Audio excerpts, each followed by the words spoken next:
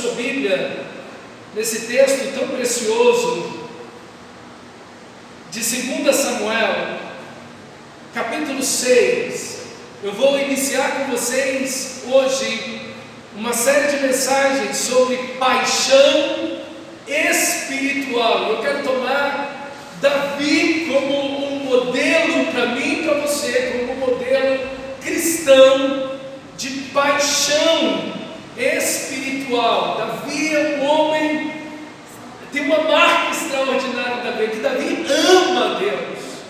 Davi é apaixonado por Deus. Davi tem uma vida espiritual intensa, poderosa, maravilhosa, e ele fala muito comigo e com você, porque ele é muito como a gente, né? Davi é muito parecido com todos nós, como cristão. E esse texto é um dos textos que vamos ler agora, e depois eu queria que você abrisse a sua Bíblia, depois da leitura desse texto, em 1 Crônicas. Nós estamos em Samuel, Reis e então Crônicas, os 2 livros mais para frente, 3 livros mais para frente, no capítulo 13, para você acompanhar essa história tão importante que ela é contada no livro de 2 Samuel, de Reis e de Crônicas. Então, uma história muito importante, e é um texto que vai falar dessa paixão espiritual que Davi tem por Deus. 2 Samuel, capítulo 6, versículo 13 ao 15, diz assim: sucedeu que, quando os que levavam a arca do Senhor tinham dado 6 passos, sacrificava Davi bois e carneiros cevados. Davi dançava com todas as suas forças diante do Senhor, e estava cingido com uma estola sacerdotal de linho. Assim Davi, com todo Israel, fez subir a arca do Senhor com júbilo e ao som de trombetas. Realmente, meus amados irmãos, Davi expressa essa paixão espiritual de uma maneira muito bonita. Eu acredito que todos nós temos muito a aprender com Davi. E aqui nesse texto, Davi quer trazer a arca da aliança para junto dele, a arca da aliança que representava a presença de Deus. E aqui tem um desejo maravilhoso de Davi. Davi está recém subido ao trono de Israel. Saul tinha morrido, foi um rei muito ruim, e Davi vem de uma forma muito poderosa, conquistando os reis maiores, mais experientes, inclusive com exércitos mais poderosos que eles, como os filisteus, entre outras nações que ali se encontravam, que eram inimigos ferrenhos da nação de Israel. E Davi estava em plena expansão do seu reino. Ele estava conquistando essas nações e vencendo todas as batalhas onde ele entrava. Davi nunca viu derrota no campo de batalha. Era sempre a mão poderosa de Deus de Davi. Estava adquirindo muito poder, muitas riquezas, mas o coração de Davi está na presença de Deus. Davi poderia dizer: não, estou muito ocupado com esse negócio de guerra, há muitos gastos, há muitos desafios, muitas estratégias a serem montadas, exércitos para preparar, curar um monte de soldados feridos, armar ainda outros soldados, preparar ainda outros. Eu estou muito ocupado e algo muito importante, eu vou me preocupar, vou me focar nisso aqui. Mas Davi não. Davi, ele disse: eu quero trazer para mim a presença de Deus, eu quero a arca de Deus, que o próprio Deus mandou Moisés, mais ou menos aqui, uns 600 anos antes, fazer lá no deserto, lá em Êxodo. No livro de Êxodo, Deus ordena que se construa essa arca. Deus diz: eu quero habitar no meio do povo, eu quero que se faça uma tenda. Está todo mundo no deserto morando em tendas, eu quero uma tenda para mim. E essa arca representa a presença de Deus. Era uma arca feita de madeira de acácia, coberta de ouro e tinha dentro dela as 2 tábuas dos 10 mandamentos, um potezinho com um maná que caía diariamente para o povo de Israel, e a vara de Arão, que era simplesmente um cajado, morto, obviamente, já há muito tempo, e ela floresceu, mostrando que Deus havia escolhido a tribo de Levi. Tudo isso, esses 3 elementos estavam dentro da arca, e ela tinha uma tampa que chamava propiciatória, era uma tampa onde tinham 2 querubins desenhados em cima, muito bonito, e era ali que Deus fazia esse propício, por isso propiciatório. Deus fazia propício ali, quando no dia de Yom Kippur, no dia da expiação, o sumo sacerdote, uma vez por ano, entrava no Santo dos Santos, para poder orar a Deus e pedir perdão pelo pecado do povo, primeiro tendo feito um sacrifício. E é justamente nesse véu aí que fazia a separação entre a presença de Deus, que quando Jesus está na cruz e diz, está consumado, esse véu, que tinha mais ou menos a espessura de uns 15 centímetros, ele rasga de alto a baixo o próprio Deus, o rasga com o brado do seu Filho maravilhoso naquela cruz, mostrando que a presença de Deus agora está aberta a todo aquele que vem a Deus por meio de Cristo Jesus. Davi, ele deseja a arca do Senhor, ele podia estar encantado com o dinheiro, com muito ouro, joias, os espólios da guerra, mas ele quer a presença de Deus, ele quer essa arca que representa essa presença de Deus. E o cristão, ele não tem uma arca de madeira, ele tem o próprio Emmanuel, o próprio Jesus, é Deus conosco. Essa ideia ali no deserto de Deus habitando entre nós é usada, essa mesma compreensão, essa mesma ideia em João, no Evangelho de João, no capítulo 1, e o verbo se fez carne e habitou entre nós, tabernaculou, a ideia do texto ali. Deus fez o seu tabernáculo entre os homens, o Emmanuel, Jesus, o nosso Senhor, veio habitar entre nós. Então a arca é um símbolo do próprio Senhor Jesus, da própria presença do Emmanuel, do Deus que está conosco. Nós não temos que construir uma arca, nós não temos que fazer uma arca. Uma besteira, já vi a igreja e o povo fazendo a entrada da arca, e o povo gritando, para quê? Uma caixa de madeira, ela era apenas a representação do Filho de Deus. Se eu tenho Jesus, para que eu quero um cajado de madeira? Ainda que coberto de ouro, eu tenho o meu Senhor Jesus. E nada, nem ninguém pode ser comparado ao Rei dos Reis e ao Senhor dos Senhores. Essa ideia, meus irmãos, dessa paixão espiritual que Davi tem por Deus, esse amor que Davi tem pelo Senhor, a ponto de Davi ser chamado homem segundo o meu coração. Achei Davi. Deus estava procurando a ideia, não que Deus não tivesse encontrado Davi antes, mas achei Davi, filho de Jessé, um homem segundo o meu coração, que fará toda a minha vontade. Esse é um homem apaixonado pelo Senhor da glória. E é justamente, irmão, essa experiência, dessa paixão, desse fervor espiritual que Davi tem, que deve inspirar a mim e a você, para termos o mesmo amor a Deus, e esse amor que nasce da pessoa de Deus, a paixão por Deus, essa paixão espiritual por Deus, ela nasce do próprio Deus. Não sei se você já se apaixonou, mas eu lembro quando me apaixonei pela minha esposa, e você se apaixona pela pessoa, é a pessoa que você se apaixona, e quanto mais você conhece aquela pessoa, mais você se apaixona por aquela pessoa. Exatamente isso, essa paixão espiritual, ela nasce no próprio Deus, é a experiência maravilhosa desse relacionamento com Deus. Porque o que é que está no centro da vida cristã? Qual é o centro da vida cristã? Não é porventura essa experiência pessoal, constante, de conhecer a Deus, de amar a Deus? É isso que é a fé cristã, meus irmãos, essa experiência na cruz, no grande amor de Deus revelado em Cristo.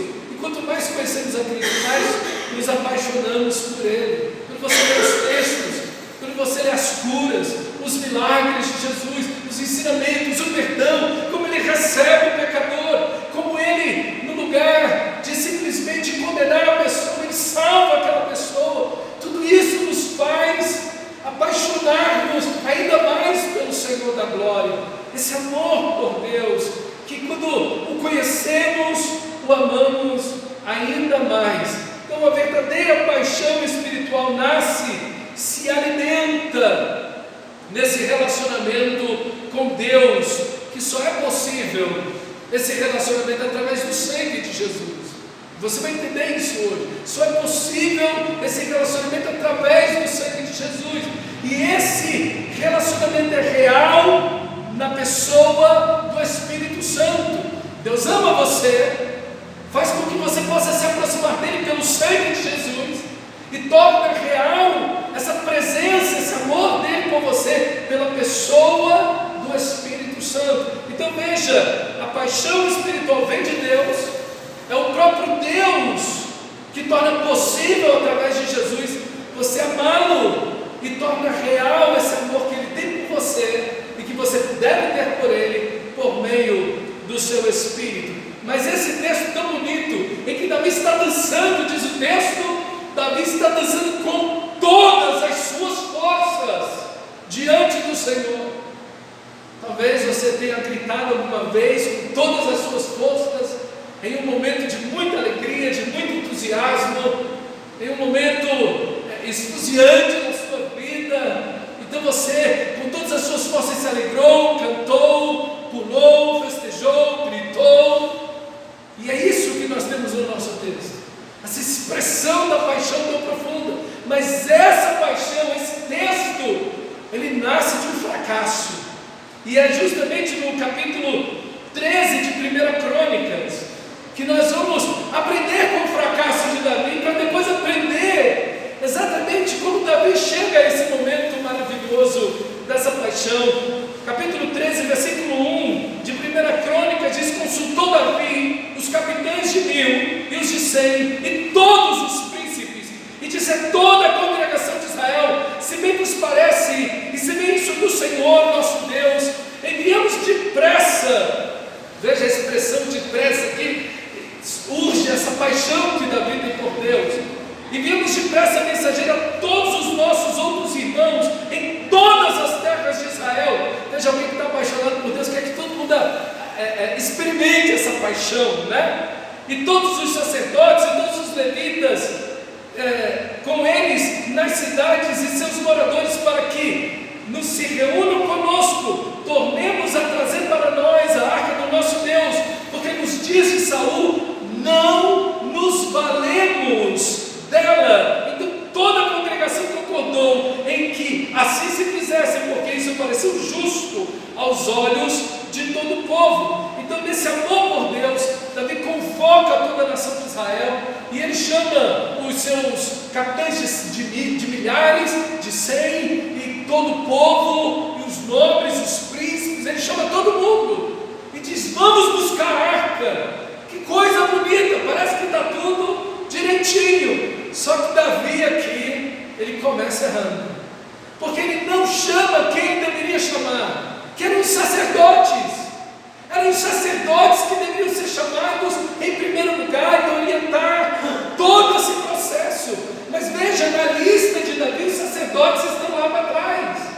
Davi não consulta primeiro os sacerdotes, e por isso Davi vai tomar decisões erradas, decisões equivocadas. Irmão, o nosso fracasso espiritual, a nossa derrota espiritual, ela sempre está num caminho, numa rota equivocada. Veja, Davi está bem intencionado, Davi tem um coração sincero, mas ele está errado.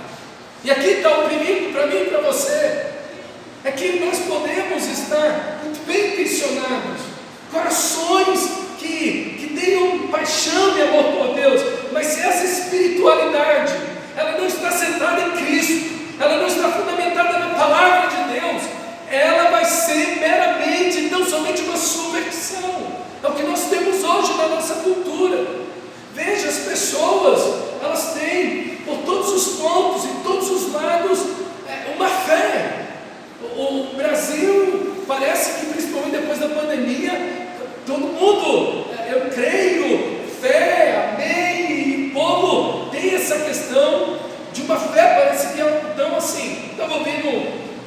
paizinho veio fazer a inscrição aqui de um filho, e ele é de uma igreja, aqui para o projeto, e ele é de uma igreja, ele falou para mim, poxa, falando de adolescente, toda aquela coisa, ele falou, poxa, a igreja, do mesmo jeito que ela enche de adolescentes e crianças e jovens, ela esvazia. A gente vê aqueles adolescentes, aqueles jovens nos cultos, em acampamentos, eles choram, eles parecem buscar a Deus, eles fecham os olhos, levantam as mãos, estão emocionados, mas logo depois vai todo mundo para o mundo, nunca mais volta. É só emoção, e é exatamente o que a espiritualidade que a gente vê na cultura brasileira tem. Ela é muito voltada tão somente para o emocional. Eu tenho problemas, eu tenho crises, eu tenho dúvidas a respeito da minha vida, da minha existência, do propósito da minha própria vida, eu tenho crises existenciais, eu tenho lutas, eu tenho problemas dentro de casa, eu tenho falta de dinheiro, eu tenho um monte de problemas. O Brasil, pelo OMS, foi registrado como o país mais ansioso do mundo. Nós somos o país top, esse top não é bom, número 1 em ansiedade no mundo. Então as pessoas estão em busca de alguma coisa que dê um alívio nessa ansiedade que elas estão vivendo. Por isso que as pessoas estão querendo experiências no culto, emocionais, para poder ver se alivia esse estresse, essa ansiedade. Mas irmão, a fé cristã não é um comprimido, não é um antidepressivo.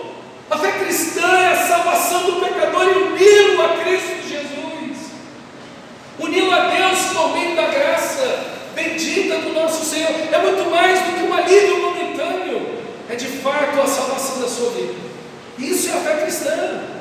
A fé cristã não é simplesmente um alívio momentâneo de problemas e necessidades, essa espiritualidade superficial, onde as pessoas querem bênçãos de Deus, mas não querem relacionamento e compromisso com Deus.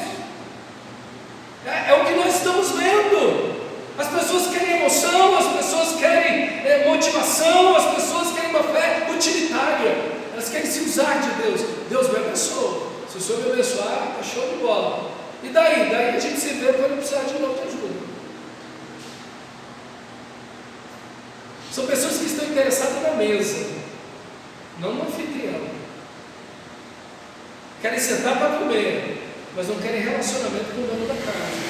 Essa é a fé que nós temos hoje em dia. E se você vive uma fé assim, eu quero dizer para você que você não tem uma fé, uma paixão espiritual. Você tem frustração espiritual, com certeza. Essa frustração espiritual que nós vamos ver em Davi. Muitos cristãos estão vivendo isso. Olha o que diz 1 Crônicas, capítulo 13, versículo 9. Versículo 9 do mesmo capítulo de 1 Crônicas 13. Quando chegaram à ilha de Quidom, estendeu-os a mão à arca para assegurar, porque os bois tropeçaram. Então a ira do Senhor se acendeu contra Uzá e o feriu, e por ter estendido a mão à arca, morreu ali perante o Senhor. Desgostou-se Davi, porque o Senhor irrompera contra Uzá, pelo que chamou aquele lugar Pérez Uzá até o dia de hoje. Isso é a brecha de Uzá, ou o local onde Uzá morreu. Temeu Davi a Deus naquele dia e disse: como trarei a mim a arca de Deus? Pelo que Davi não trouxe a arca para si, para a cidade de Davi, mas a fez levar à casa de Obed-edom, o geteu. Assim ficou a arca de Deus com a família de Obed-edom 3 meses em sua casa, e o Senhor abençoou a casa de Obed-edom e tudo o que ele tinha. Veja, meus irmãos, aqui tem um homem muito bem intencionado, Davi, e Uzá também muito bem intencionado. E os bois tropeçam, e Uzá lança a mão sobre a arca, para a arca não espatifar no chão. E ele deita a arca, devolve a arca para o carro de boi, já cai, morto. E isso desgostou oração de Davi, essa palavra hebraica significa queimar de raiva, de ira, de desgosto, de angústia, de amargura. Foi consumido Davi naquela situação, e Davi se encheu de medo de Deus. Claro, o pecado sempre gera medo, culpa. Quanta gente está vivendo uma vida espiritual assim como Davi? Não, eu tenho muitas boas intenções, mas eu quero levar a presença de Deus de qualquer jeito. A única coisa que resta numa situação dessa, queridos, é desgosto, é culpa, é medo. E quem quer uma relação assim? Quem quer um relacionamento? Quem se aproxima de alguém com medo, com desgosto? E Davi o que faz? Deixa a arca por 3 meses lá na Cachobé de Edom, um filisteu, um geteu, da cidade de Gate, e deixa lá, esquece a arca lá, 3 meses. Quantas pessoas não estão vivendo uma vida espiritual assim? Em culpa, vai orar, sente culpa, vai ler a Bíblia, sente culpa, vem para o culto, sente culpa, tudo é culpa o tempo inteiro. Por quê? Porque os seus pecados não deixam. Não é isso a vida cristã. A vida cristã não é culpa, pelo contrário, nenhuma condenação existe para os que estão em Cristo. É uma vida de liberdade, é uma vida prazerosa, é uma vida cheia da glória de Deus, de alegria. Mas Davi, apesar de bem intencionado, está fazendo as coisas erradas.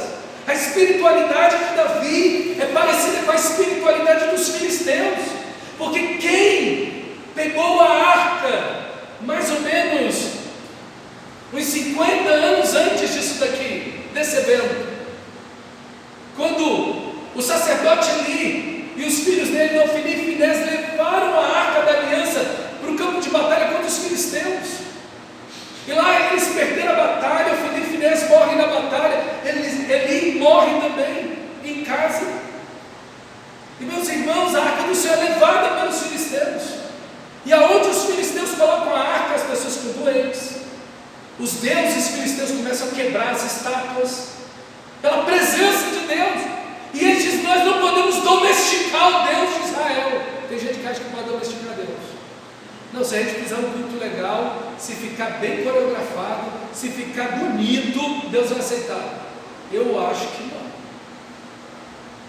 Esse texto vai dizer para mim que não. Deus, por isso que as pessoas gostam da idolatria, porque quando o santo não te obedece, você vira de cabeça para baixo e encosta de cara para a parede, joga um pano em cima, você bota de castigo. Por isso que as pessoas gostam de idolatria, porque são elas que controlam Deus, elas dominam, elas se ensenhoriam daquele Deus e controlam aquele Deus. Por isso que as pessoas gostam da idolatria, porque elas mandam e o Deus delas obedece, o Jesus, sei lá o quê, mas Deus não. E eles tentaram se livrar da arca. Agora como é que vão fazer? Vão quebrar a arca e morrer todo mundo. Pegaram a arca, botaram num carro de boi, botaram uma vaca recém-parida para andar bem devagarzinho, o filhotinho dela do lado, e soltaram. E Deus guiou a vaquinha até a nação de Israel. E a arca ficou lá, tivemos um problema lá, mas a arca foi levada. Quando Davi vai trazer a arca para Jerusalém, o que ele faz? Pega um carro de boi novo e põe a arca em cima. Irmão, você não pode ter uma vida de paixão espiritual se o seu conceito espiritual, se você quer levar uma vida de relacionamento com Deus como o mundo leva. Você não pode se relacionar com Deus como a cultura diz para você se relacionar, de forma utilitária, evasiva, sem compromisso, de qualquer jeito. Não, Deus aceita tudo. Não. Esse texto diz para mim que não. Uzá botou a mão na arca, e eu quero dizer para você que Uzá é um exemplo para mim e para você, e um exemplo para todas as pessoas naquele momento que aconteceu, e em toda a história, de que ninguém pode se aproximar de Deus, a não ser pelo sangue de Jesus. a santidade de Deus não muda porque nós fizemos um culto esteticamente bonito. Deus não aceita qualquer culto que se apresente. Essa é uma lição muito importante para mim e para você. Ah, mas o Zé estava muito bem intencionado, mas estava totalmente errado. Deus não precisa que ninguém defenda.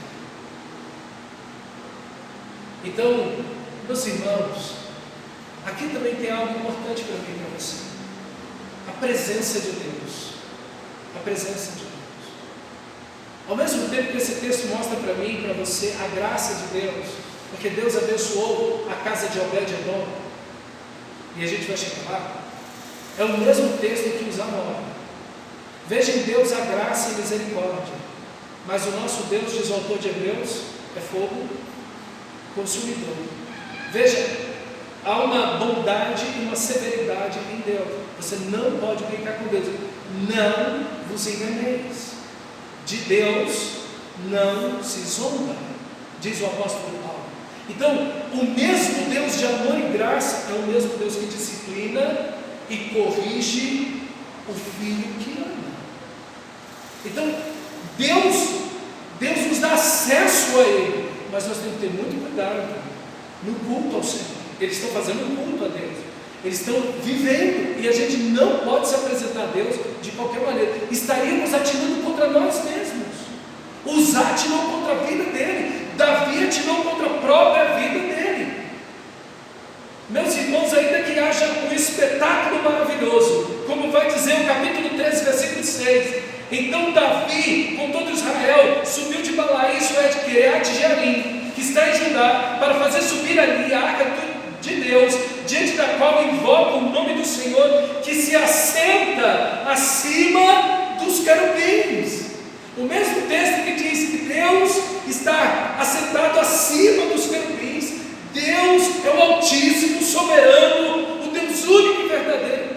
Não podemos levar a presença de Deus de qualquer maneira.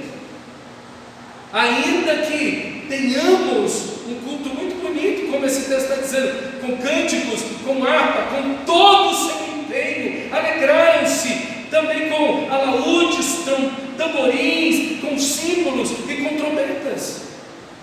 Havia um culto, humanamente falando, estava lindo, o povo numa felicidade extrema, e acontece isso. Por quê? Porque a espiritualidade dessas pessoas não está de acordo com a palavra de Deus. Irmão, o culto tem que ser agradável a Deus e tem que ser pleno para você. Cada culto tem que encher sua alma de paz, de alegria, de esperança, mas também de correção, de disciplina, de ânimo, de fazer você parar e refletir na presença do Senhor, a plenitude de alegria. O culto deve trazer essa alegria maravilhosa para mim e para você, mas ele deve ser agradável, meu Deus. Então nós temos que temer essa presença, ao mesmo tempo que amamos ao Senhor. Precisamos ter essa reverência maravilhosa diante do nosso Deus. Por isso a pergunta de Davi: como trarei a arca de Deus?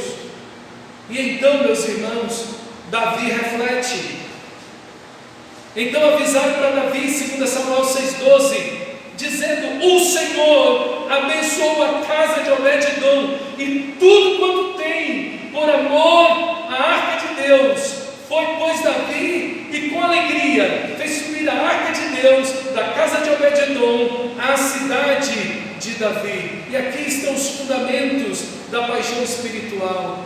É que o primeiro fundamento é essa graça de Deus, essa santidade de Deus, esse Deus que é santo e não vai mudar por mim e por você. Mas ao mesmo tempo que esse Deus estende a mão contra os Uzá por fazer o que fez, é o mesmo Deus que abençoou Obed-Edom e a família dele. Veja, o mesmo Deus de graça e misericórdia, é o mesmo Deus de justiça e santidade. E aqui, meus irmãos, nós vemos que essa paixão espiritual se fundamenta no amor de Deus. Esse Deus que estende a sua graça, esse Deus que é longânimo, que é bondoso, que mesmo que disciplina, o faz por amor e misericórdia.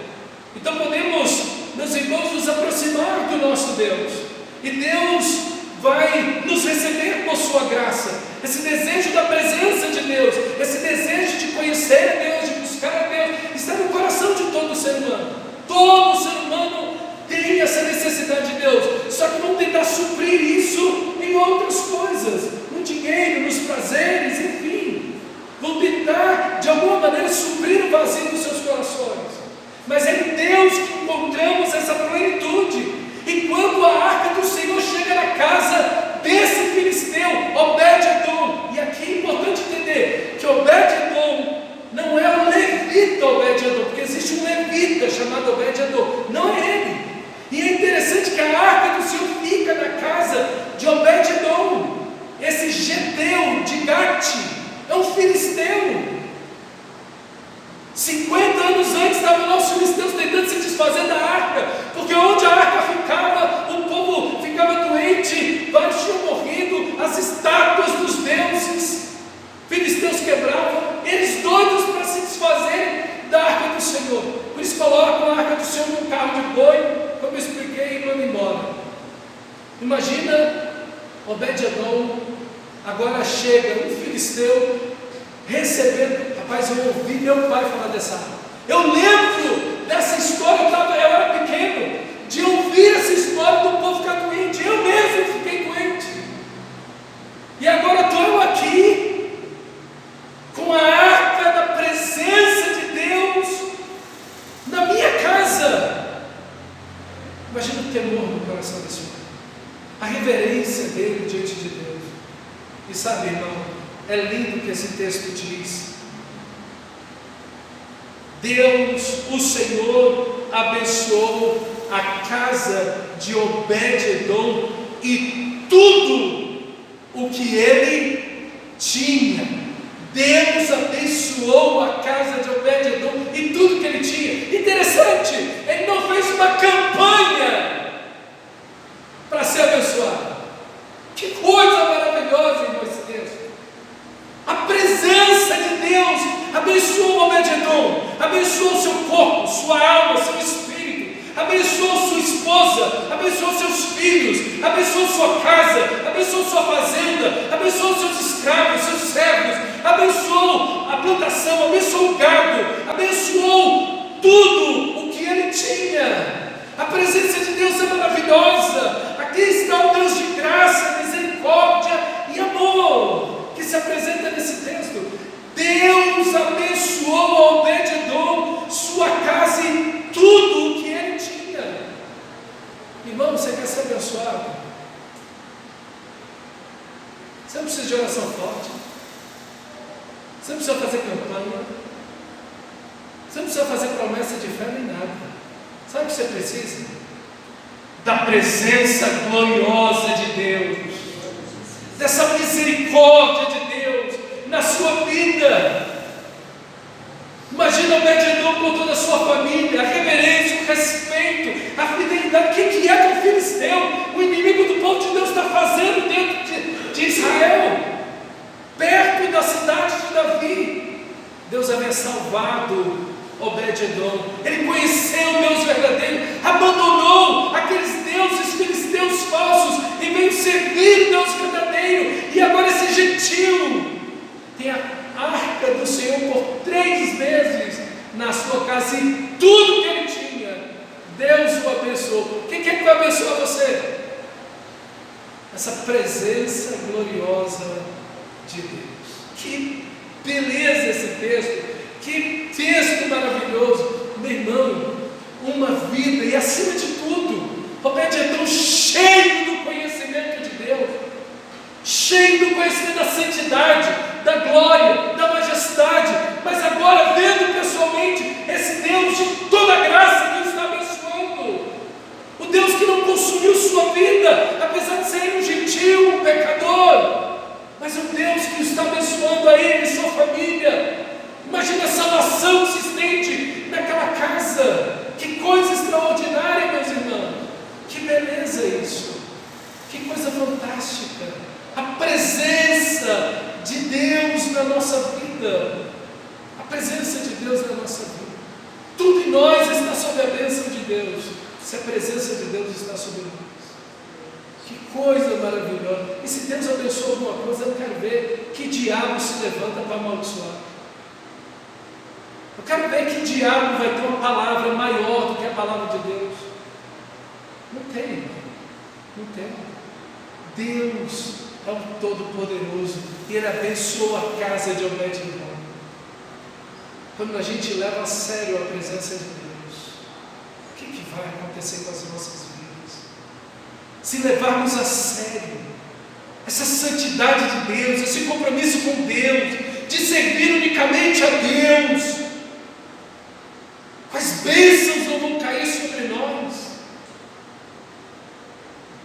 Que maravilha, meus irmãos, que esse texto inspire você a zelar pela presença maravilhosa de Deus, a zelar pela sua vida espiritual, a dizer: meu Deus, eu preciso daquele texto de Apocalipse capítulo 2, de voltar ao primeiro amor, essa igreja apaixonada por Deus, que ama o Senhor de todo o seu coração, apaixonada pelo Senhor da glória. O segundo elemento, irmãos, desse fundamento para uma paixão espiritual é o arrependimento. E aí em 1 Crônicas capítulo 15, versículo 1 e 2 diz assim: fez também estas casas para si mesmo na cidade de Davi e preparou um lugar para a arca de Deus, e lhe armou uma tenda. Então disse Davi: ninguém pode levar a arca de Deus senão os levitas, porque o Senhor os elegeu para levarem a arca de Deus e o servirem para sempre. Irmãos, se tem algo que mata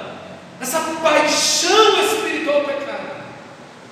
O pecado mata essa paixão espiritual, assim como a infidelidade mata o amor no coração do cônjuge. A traição mata o amor no coração do cônjuge. Assim também o pecado mata a paixão por Deus. Se você começa a se entregar ao pecado, acabou o desejo da oração, da palavra de Deus, da santidade, de trabalhar, de servir no reino, de vir no culto, seja lá o que for. Tudo que diz respeito a Deus, a única coisa que você quer é deixar a presença de Deus, a arca de Deus, bem longe da sua vida. Porque o que resta é culpa e medo na sua vida. Então não dá para se relacionar com isso. Mas não é essa a vida que você deve viver. Meu irmão, arrependimento é que Davi teve que repensar e mudar suas atitudes em relação à santidade de Deus. Na nossa cultura pós-cristã aqui no Brasil, esse negócio esquisito que a gente está vendo aqui no país hoje em dia, Deus não é mais santo, porque Deus aceita tudo, Deus aceita qualquer coisa, não é necessário arrependimento, não é necessário voltar-se para Deus. Você pode viver a vida que você quiser, Deus vai te abençoar e acabou. Não importa se você está vivendo infidelidade, não importa se você está vivendo imoralidade, não importa a vida que você está vivendo, Deus vai te abençoar de qualquer maneira. Não, meus irmãos, não. O texto nos chama ao arrependimento. Davi parou e falou: rapaz, eu não posso fazer o que eu estou fazendo. Deus é santo, não dá para levar a coisa desse jeito. Eu posso estar muito bem intencionado, mas não é assim. Não é num carro de boi que Deus vai. Não é assim. Deus, essa arca deve ser carregada pelos ombros dos levitas. Nunca mais Davi botou a arca de Deus no carro de boi. Isso é arrependimento. Arrependimento é quando nunca mais você volta para aquilo. Isso é arrependimento. Arrependimento é quando você abandona aquilo. Aquele que confessa seus pecados e os deixa, alcança de Deus misericórdia. Se você quer paixão espiritual na sua vida, seu coração precisa estar cheio de arrependimento. Arrependimento verdadeiro, não é simplesmente um remorso. Eu sei que eu estou errado, eu sei que eu estou fazendo, e continua nesse negócio. Não, meu irmão, o pecado vai matar toda a paixão da sua vida por Deus. É necessário arrependimento. Davi nunca mais botou a arca de Deus no carro de boi. Arrependa-se. Nós precisamos de arrependimento, e é nesse chamado de arrependimento que está a graça de Deus, porque o Deus que te chama ao arrependimento é o Deus que está disposto a te receber, é o Deus que está disposto a te perdoar. Por isso que Ele te chama ao arrependimento. A mesma expressão firme de arrependimento, a esperança para mim e para você, para todo pecador. Então venha, meu irmão, não importa, venha, restaure a paixão espiritual da sua vida hoje, porque Deus te ama, esse Deus gracioso que é o primeiro elemento. E o segundo é que você pode se arrepender diante dele em Cristo Jesus. O terceiro elemento é que Davi buscou ao Senhor segundo lhe fora ordenado. Olha o capítulo 15, versículo 13. Pois, visto que não levastes primeira vez, ele está falando da primeira vez que ele tentou levar a arca, visto que não a levaste a arca na primeira vez, o Senhor nosso Deus irrompeu contra nós, porque então não o buscamos segundo nos fora ordenado. Sublinhe isso na sua Bíblia. Sublinhe esse texto na sua Bíblia. Deus deixou uma normativa para ser buscada. Buscar-me-eis e me encontrareis quando me buscardes de todo o vosso coração. A primeira coisa que Davi vai dizer depois disso, que nós não buscamos segundo nos for ordenado, ele vai dizer: santificaram-se, pois, os sacerdotes e os levitas para fazerem subir a arca do Senhor, Deus de Israel. Santificaram-se. Sem santificação, ninguém verá Deus. A santificação é o estado da vida do cristão. Eu não estou falando de perfeição. Perfeição é uma coisa, santificação é outra. Santificação é o ato do arrependimento, do abandono do pecado, da semelhança a Cristo. Isso é santificação. É parecer com Cristo por dentro. É a alma que parece com Cristo, é o coração que parece com Cristo Jesus, é o caráter que parece com Cristo Jesus. São os pensamentos, a forma de agir, de resolver, de ponderar, as intenções, os planejamentos, como Deus, como Cristo faria. Isso é santificação. Meus irmãos, Davi tem que ler as Escrituras e ver: olha, não dá para fazer a coisa desse jeito. Nós não fizemos correto e Deus irrompeu contra nós. Irrompeu contra nós. Nós precisamos buscar o Senhor como nos foi ordenado. Por isso que o culto, ele precisa ter os elementos bíblicos. Sua vida precisa estar de acordo com as Escrituras sagradas. Com as Escrituras sagradas. O outro elemento é que é um caminho de sangue. Olha aí, em 2 Samuel 6,13 diz: sucedeu que quando os que levavam a arca do Senhor tinham dado 6 passos, quantos passos? 6 passos. Sacrificava Davi bois e carneiros cevados. E quando você olha em 1 Crônicas, mesmo capítulo 15, versículo 25, você vai ver quantos eram sacrificados a cada 6 passos. Foram Davi e os anciãos de Israel e os capitães de milhares para fazerem subir com alegria a arca da aliança do Senhor, da casa de Obed-edom, tendo Deus ajudado os levitas. Quem está ajudando? Deus está ajudando. Você não vai só, você não consegue só. É Deus que vai te ajudando. Você não vai, não, eu vou desenvolver uma vida espiritual apaixonante por mim mesmo. Não, é Deus que vai ajudando. Tendo Deus ajudado os levitas a levarem a arca da aliança do Senhor, ofereceram em sacrifício 7 novilhos e 7 carneiros. Você imagina? A cada 7 passos, imagina assim, a cada 6 passos, carregando a arca da aliança, 4 levitas, um em cada ponta, com 2 varais que tinha, e ela sustentada aí, e eles levavam ela no ombro. 6 passos, talvez 3 metros. 7 bois gordos e 7 carneiros morreram. Você imagina a fila de sacerdotes preparados para matar esses animais a cada 6 passos. O mar, o caminho de sangue que não ficou ali. Aí você fala, meu Deus, para que isso? Para que tanto sangue a cada 6 passos? Exagero. Davi é um exagerado. Não.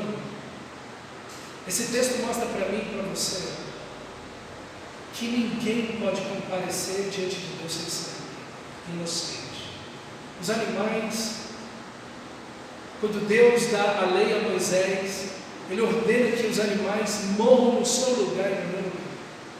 O ofertante vem diante de Deus com seus pecados, põe as mãos sobre a cabeça do animal, da pombinha, ou da ovelhinha, ou do boi, confessa os seus pecados. O salário do pecado é a morte. Quem tem que morrer? O pecador. Quem morre no meu lugar? O inocente, aquele que não tem pecado. Cada um desses animais apontava para o Cordeiro de Deus, que tira o pecado do mundo. Cada um desses animais apontava para Cristo Jesus. Cada sacrifício que foi feito por mais de 2000 anos apontava cada um deles para a necessidade do pecador, de Cristo Jesus, o Cordeiro perfeito, aquele que se fez homem, enfrentou o pecado por mim e por você naquela cruz, que morreu inocente no nosso lugar. Irmão, a vida cristã, essa paixão espiritual tem um caminho, e esse caminho é coberto pelo sangue precioso de Jesus. É aí que o nosso fervor, a nossa paixão por Deus nasce, porque Ele nos amou e nos amou até o fim. Deus amou o mundo e deu o seu Filho naquela cruz. A testemunha fiel e verdadeira é que Ele nos amou até o fim. Cristo Jesus morreu por nós e foi ao inferno por mim e por você. É aqui que nasce a nossa paixão por Deus, e o autor de Hebreus obviamente vai dizer no capítulo 10, versículo 19 e 20: tendo, pois, irmãos, intrepidez para entrar no Santo dos Santos, na presença viva de Deus, pelo novo e vivo caminho, pelo sangue de Jesus, o novo e vivo caminho que Ele nos consagrou pelo véu, isto é, pela sua carne. O sangue de Jesus. Hoje não precisamos oferecer nenhum animal, não precisamos oferecer nenhum sacrifício, nenhum sangue deve ser derramado, porque o sangue perfeito de Cristo Jesus foi derramado naquela cruz. Aquela cena terrível de ver milhares de animais mortos no caminho de sangue até Jerusalém apontava para a necessidade de que o perdão dos pecados precisava ser feito, porque o que temos, a quem temos que encontrar, é o Deus Santo, Santo, Santo, que quando Isaías o vê, ele diz: eu estou morrendo, ai de mim. Como é que você vai comparecer diante de Deus com os seus pecados? Como você vai comparecer diante de Deus com os seus pecados? Como você vai ter uma vida cheia do Espírito Santo, cheia de pecado? Como você vai ter uma vida de paixão espiritual por Deus, se você ainda vive nos seus pecados, apenas e tão somente pelo sangue precioso de Jesus? Meu amado irmão, o Espírito de Deus pode encher você, habitar em você, fazer a sua alma apaixonar-se e ferver pelo Deus maravilhoso que é. Apenas pelo sangue de Jesus torna-se impossível aproximarmos de Deus plenamente. Por isso que o Hebreus vai dizer: tenha intrepidez, ousadia, coragem para entrar no Santo dos Santos, na presença viva de Deus, pelo sangue de Jesus, que é um novo e vivo caminho. Talvez o autor de Hebreus tenha até essa cena na sua cabeça, esse caminho de sangue, a presença de Deus representada pela arca, indo para Nova Jerusalém. É a mesma coisa que acontece para mim, comigo e com você. Estamos indo em direção à Nova Jerusalém. E estamos trilhando um caminho onde o sangue de Jesus pavimenta e nos dá o perdão dos nossos pecados e nos garante uma vida plena, cheia do Espírito. Paixão espiritual, irmão, é paixão por Deus, é paixão pela presença de Deus, pela cruz de Cristo. É quando a cruz de Cristo enche os nossos olhos de lágrimas, faz o nosso coração aquecer. Onde você vai ler a Bíblia, seu coração está cheio da graça de Deus, desejoso de conhecer esse Deus maravilhoso. E qual o resultado disso? Olha aí, 2 Samuel 6,13, Davi dançava, e eu volto o texto primeiro que eu li. Davi dançava com todas as suas forças diante do Senhor, exigindo como uma escola sacerdotal de linha. Assim Davi, com todo Israel, foi subir a arca do Senhor com júbilo e ao som de trombetas. Meu irmão, a paixão espiritual se expressa com alegria pela presença de Deus. Eu não estou falando de alegria pela alegria, eu estou falando de alegria pela presença de Deus. É diferente. As pessoas se alegram por muitas coisas. As pessoas se alegram por muitas coisas. Ganha dinheiro, a pessoa se alegra. Tira um diploma, a pessoa se alegra. O time ganhou, então fica alegre. Não, eu estou falando da alegria da presença de Deus. É a alegria da presença de Deus. Às vezes você está lá no seu quarto, às vezes você está no carro, às vezes você está lá lavando uma louça, e a graça de Deus maravilhosa vem sobre você. A presença gloriosa de Deus vem sobre a sua vida. Você fala: meu Deus, que coisa maravilhosa, bendito é o teu nome. Seu coração pulsa mais forte, parece que vai sair do seu corpo, seus olhos enchem de lágrimas. Você diz: Senhor, eu te amo de todo o meu coração, tu és a razão da minha vida, eu existo por ti, e para ti eu quero te amar para sempre, eu quero te amar ainda mais, Senhor. Isso é paixão espiritual. Ela se mostra, ela se revela, as pessoas olham e veem isso e dizem: está aí alguém apaixonado por Deus. Sempre vai ter alguém que vai dizer: que ridículo você, como Mical. Estava lá vendo Davi dançando e Mical lá no palácio mesmo. Olha que cena, que figura ridícula, alguém dançando, mostrando as canelas para todo mundo ver. Que coisa ridícula. É o rei fazendo isso. Ele diz: eu estou alegre pela presença de Deus. A Bíblia diz que Mical nunca teve filhos por causa disso. Deus nunca deixou mais ela ter filhos por causa disso. Porque ela zombou do culto ao Senhor. Gente, esse negócio é sério. Esse negócio é sério. As pessoas levam meio na brincadeira, esse negócio é sério. Eu tenho que ter cuidado com esse negócio de culto, da presença de Deus. Mical, Uzá, Davi, essa gente aí vai fazer a gente parar e pensar: opa, gente, Deus não dá para brincar com ele não.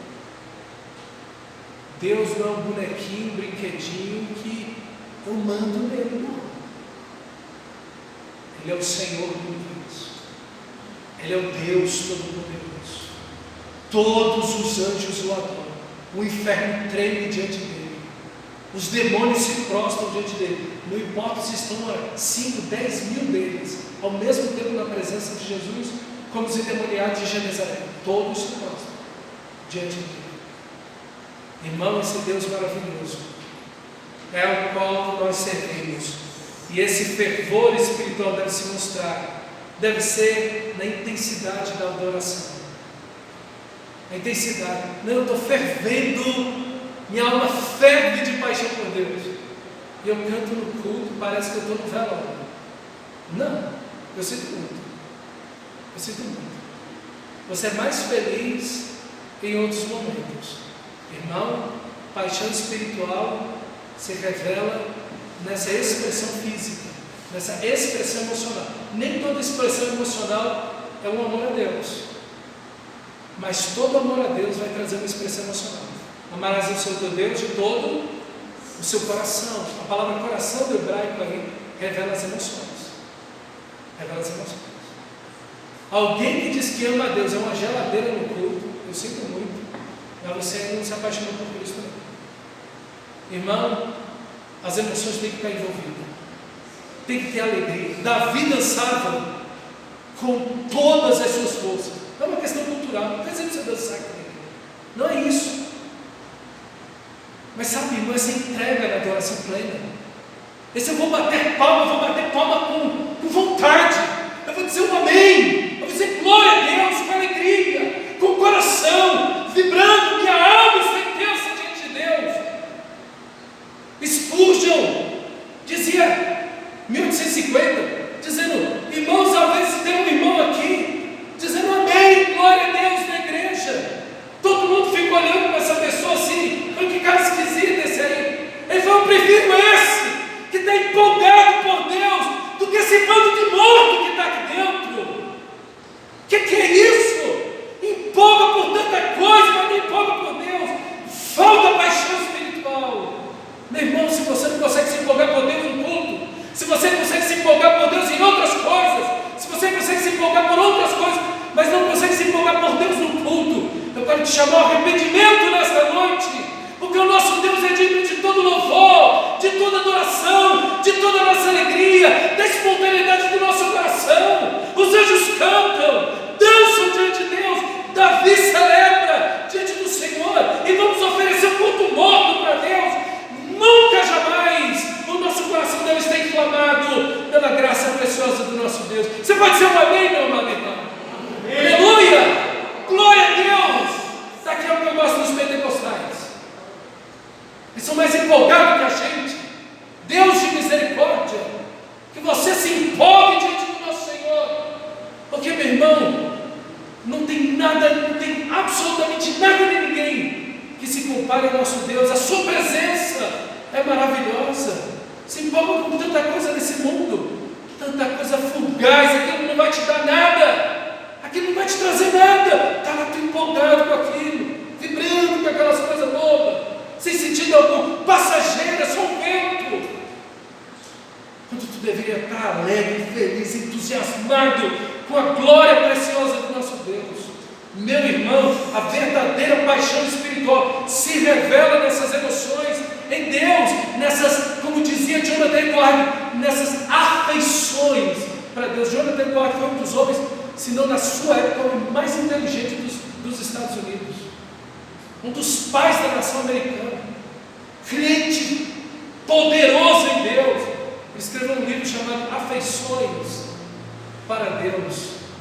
Meu irmão, que coisa extraordinária, essa paixão por Deus, o corpo, a alma, o espírito em festa por Deus, mas também o crescimento no conhecimento de Deus. Como Davi cresceu nessa experiência amarga que ele teve. Davi cresceu, Davi entendeu que Deus é santo, Davi entendeu mais a santidade de Deus, mais a misericórdia de Deus, Davi conheceu mais a Deus. Eu quero te dizer, meu irmão, tome as suas experiências amargas espirituais, a frieza espiritual, a religiosidade, toma tudo isso e diz: Deus, nunca mais eu vou voltar nisso, nunca mais eu quero isso na minha vida. Eu quero viver uma vida cheia do teu Espírito. Eu não quero nunca mais voltar para trás. Eu quero lembrar de onde eu caí e voltar ao primeiro amor. Eu quero tomar essas experiências terríveis e levá-las todas a Cristo Jesus, pedindo misericórdia, dizendo: nunca mais eu quero voltar para isso. E Davi também, meu irmão, foi abençoado. Sua vida, sua família, o reino de Israel, Deus derramou bênçãos sobre a vida dele. É o resultado da paixão espiritual. Quanta paixão espiritual existe em você? Quanta paixão espiritual por Deus existe na sua vida? No que está o seu coração, meu amado irmão? Espero que o que mais o seu coração pulse, esteja ardendo, queimando, seja por Deus, porque tudo nessa vida tem sua temporalidade, mas a paixão por Deus é eterna. Vamos orar ao Senhor. Feche seus olhos, não saia do seu lugar, por favor, apenas feche seus olhos e comece a orar ao Senhor. Dizer: Deus,